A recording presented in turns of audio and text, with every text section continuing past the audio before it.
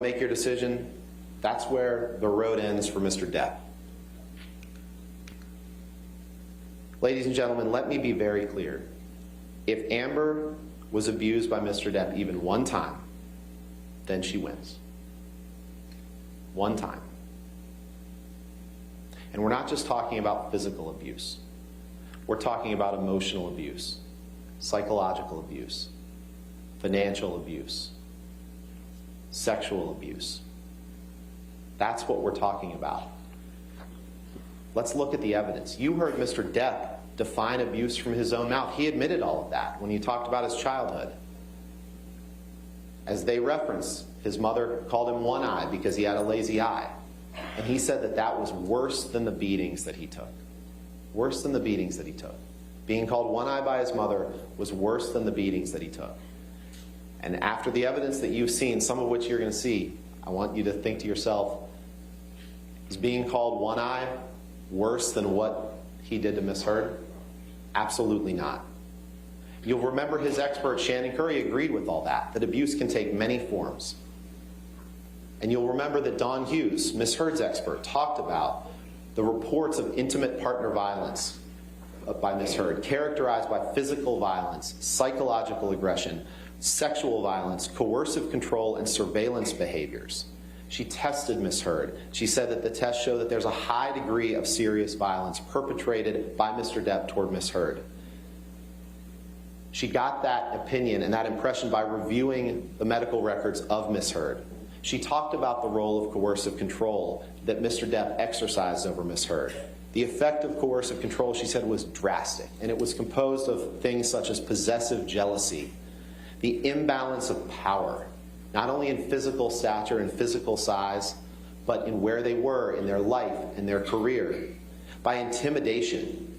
She said writing obscene messages to your partner can absolutely be intimidating behavior. She said that Mr. Depp, after reviewing the evidence, banging and throwing and hitting things in the household, that's psychological aggression.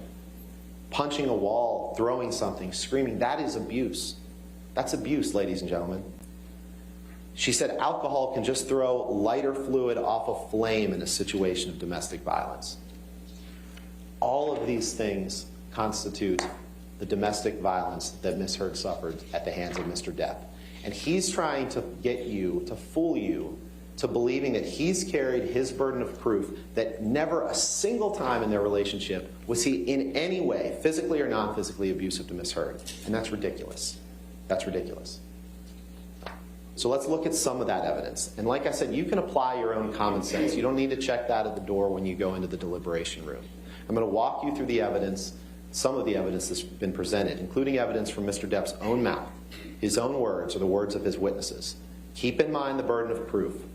And as we go through this evidence, I'd ask you to keep this in mind as well. It's not about who's the better spouse.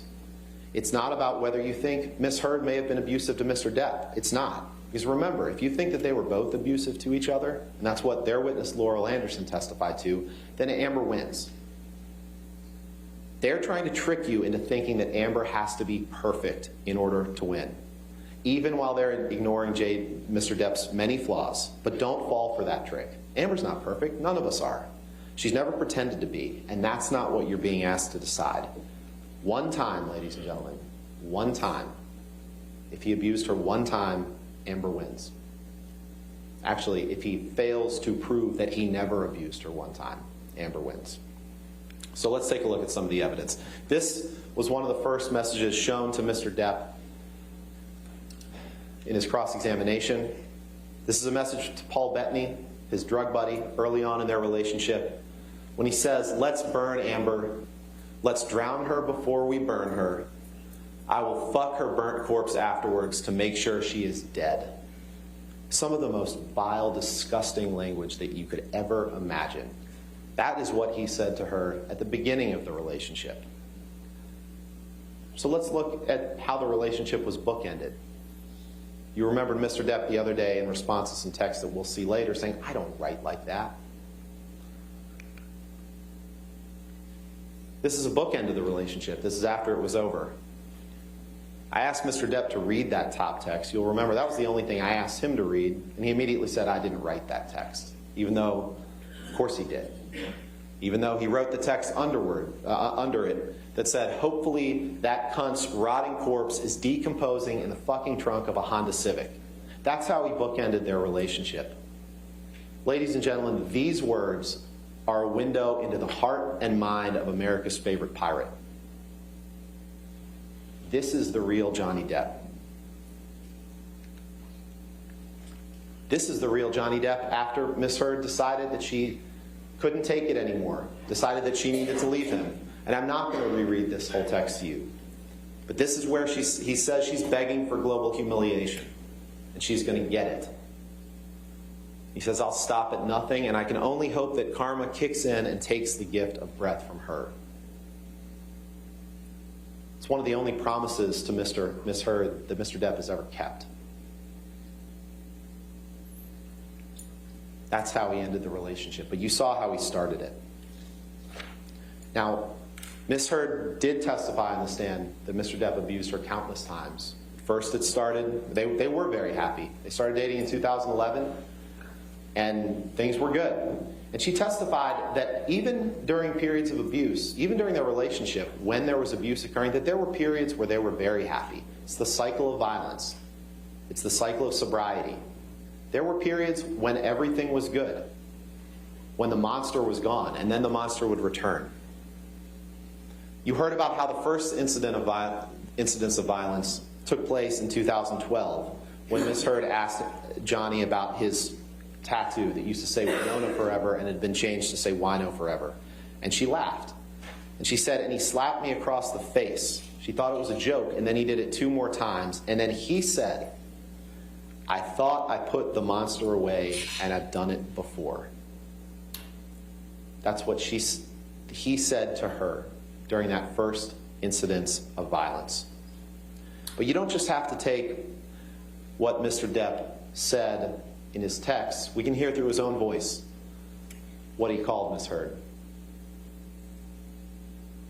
Because you're a fucking cunt!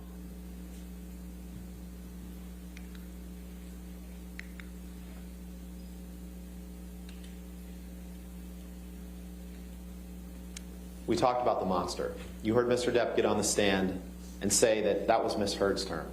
That she made it up. That was what she used to refer to him when she was nagging him, because she didn't want him to have a good time. She didn't want him to have a beer once in a while. That's what he's implying. But no, this was a term created by Mr. Depp that she heard for the first time in 2012 after he slapped her 3 times across the face and said, I thought I put the monster away. And after he sat up here on the stand under oath and told you that she made that term up, we look back at his texts, the writing at the time. The first text is after Australia in 2015, during a period of sobriety, a short-lived period of recovery for Mr. Depp, when he told Jerry Judge, his bodyguard, all I had to do was send the monster away and lock him up. Remember, he texted Elton John, or sent an email to Elton John in 2012, referring to himself as the monster. He tells Dr. Kipper, the doctor to whom he's paid millions and millions and millions of dollars, thank you, my darling Kipper. He says, I've locked my monster child away in a cage deep within. He tells Stephen Deuters, you know Mr. Deuters, he liked to text Mr. Deuters. He tells him, she thinks my Peruvian period, which is a reference to cocaine, he admitted to that means him using cocaine, has made me a monster and that I am ruining the relationship. Imagine that. Someone actually thinking that maybe the impact of alcohol and cocaine is ruining a relationship. How dare she? He says, need to discuss the news helicopters. The monster, I want to shoot a motherfucker, but don't worry, the monster is not involved. Mr. Depp knows that he can turn into a monster. He knows that. He knows that. He got up here on the stand and tried to deny that to you. Talk about lack of accountability. Let's see the monster. Let's see the monster in the flesh.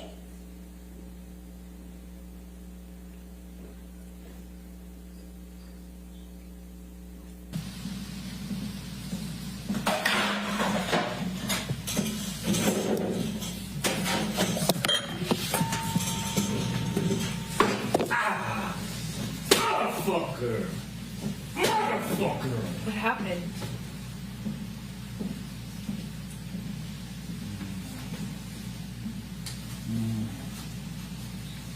What happened?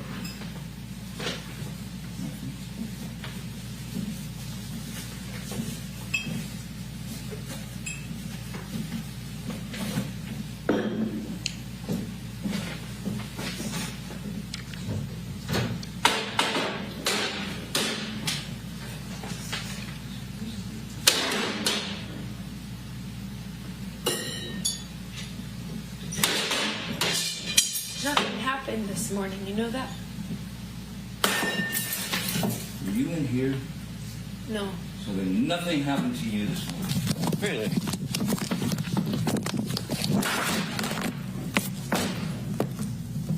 Sneak that shit on me, No, motherfucker. I didn't. You were smashing shit. Oh, bye. Ass.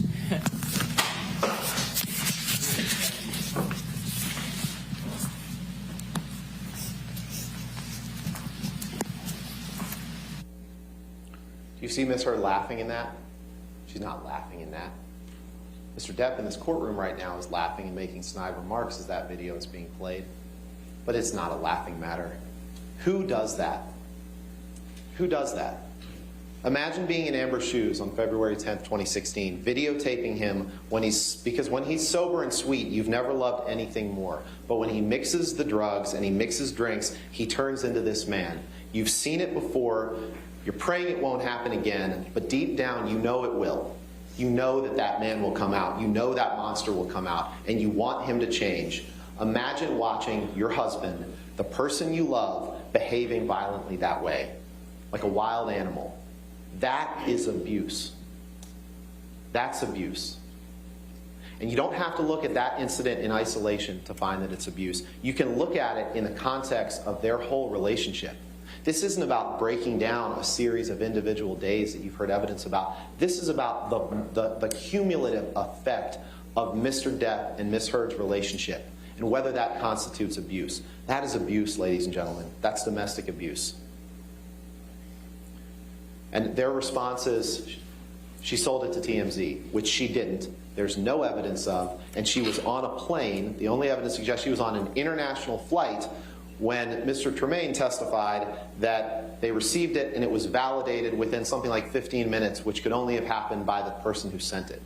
Miss Heard was in the air. She didn't send it to TMZ. She never leaked anything to TMZ, as you heard from her own mouth.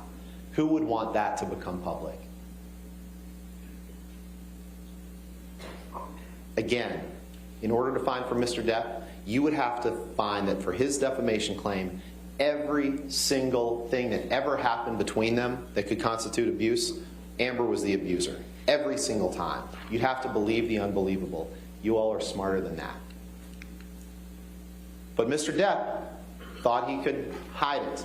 He thought he could hide the monster. That's why he lied in insurance forms that you have to fill out in order to be able to act. That's why he said he hadn't taken illegal substances, whether prescribed by a physician or not. That obviously wasn't true within the past 12 months. They keep talking about Mr. Depp's role as a father. This is what he sent, a text that he sent DX207. Now Lily Rose, his daughter, hates me because she thinks I'm drinking, and she's right, but I can't admit, or I fucking die in her eyes. Thanks for that one, Vanessa.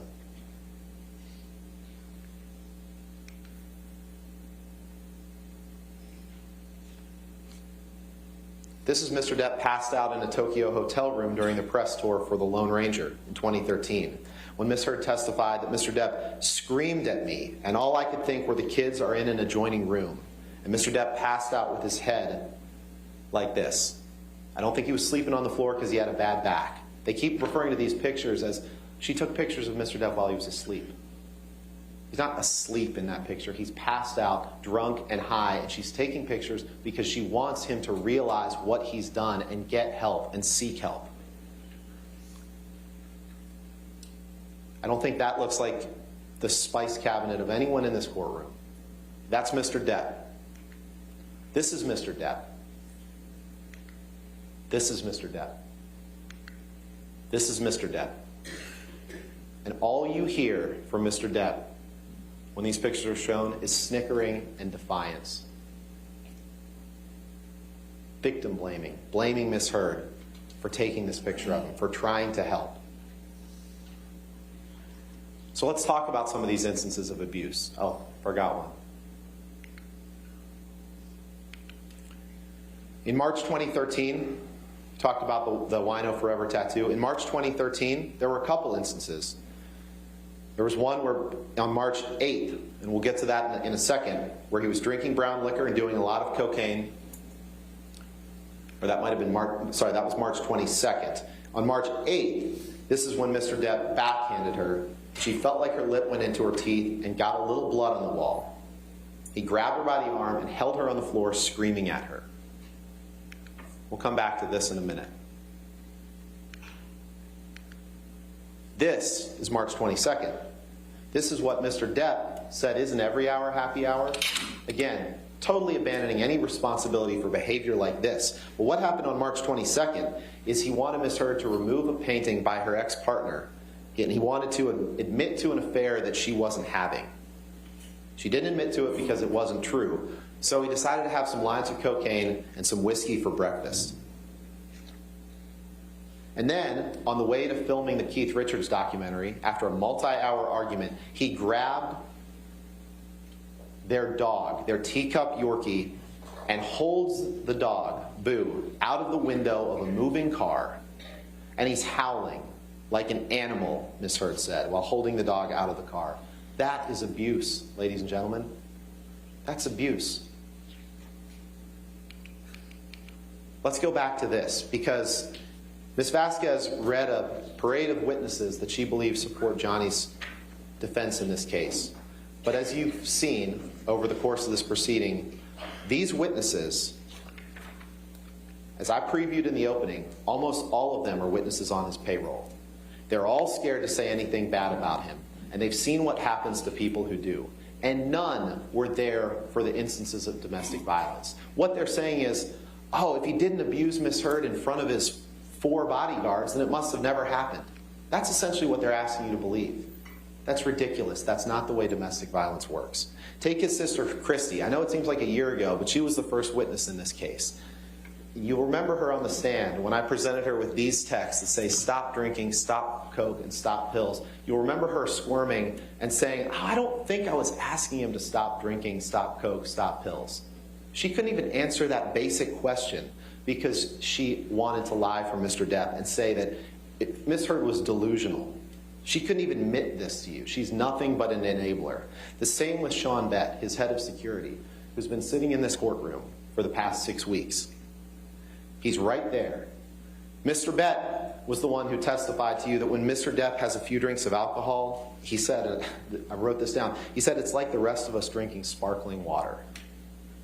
I don't think that kitchen video that we just saw was like you or I when we drink sparkling water.